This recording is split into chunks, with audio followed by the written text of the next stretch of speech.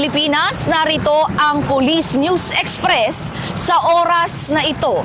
Kasalukuyan po ay tayo ngayon nandito sa Ortigas Avenue kung saan makikita sa aking likuran ang ating mga kapulisan mula sa QCPD at EPD na handa na para magbigay ng seguridad para sa ating mga kababayan na makikilahok sa 3 araw na pagtitipon para sa peaceful rally.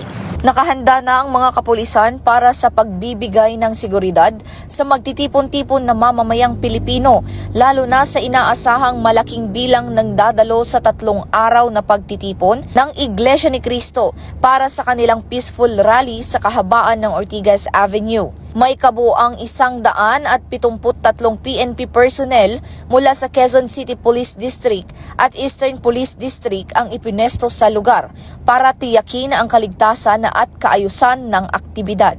Mula pa alas 3 ng madaling araw ay nakapwesto na ang mga pulis sa Ortigas Avenue upang agad na makapagbigay ng seguridad at serbisyo para sa ating mga mamamayan. Nangunahan ang operasyon ni Police Lieutenant Colonel Alan D. Docyogen, ang ground commander na nagsisiguro ng maayos na koordinasyon ng mga unit, tamang paglalatag ng tauhan at mabilis na pagtugon sa anumang pangangailangan sa lugar. Una-una mula sa pamumuno ng ating butihing Regional Director, Police Major General Anthony Abeleda Abirin, at ang ating District Director, the incoming Police Brigadier General Colonel Randy Glenn Silvio.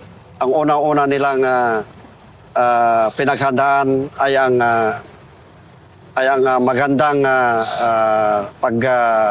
paghahanda bilang isang pulis na tinalaga dito sa Ortigas ay ang panatilihin ang kaayusan. Po ay maganda ang paghahanda kontra sa mga rallyista. Ang pinag-iiting ng ating mga kapulisan is maayos na pagbantay sa mga tao na pwedeng maging balakid sa kaayusan.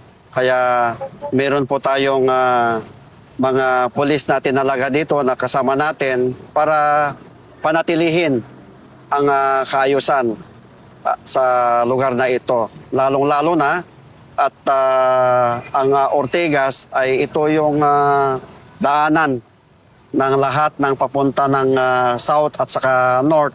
Yes. Kaya pinapaigting natin at binabantayan natin ang lugar na ito sakali man na may mga tao o kaya may mga rallyista na manggugulo ayon lang sa paghahanda natin.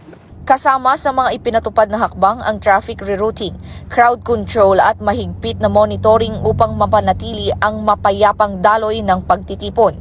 Ayon sa pamunuan, layunin ng masinsing seguridad na protektahan ang kapakanan ng publiko habang ginagalang ang kanilang karapatang magpahayag sa mapayapang paraan. Mula rito sa Ortigas Avenue, ako ang inyong PNN correspondent, Patrolwoman Fe Octaviano, alagad ng batas, taga-taguyod ng Balitang Pulis.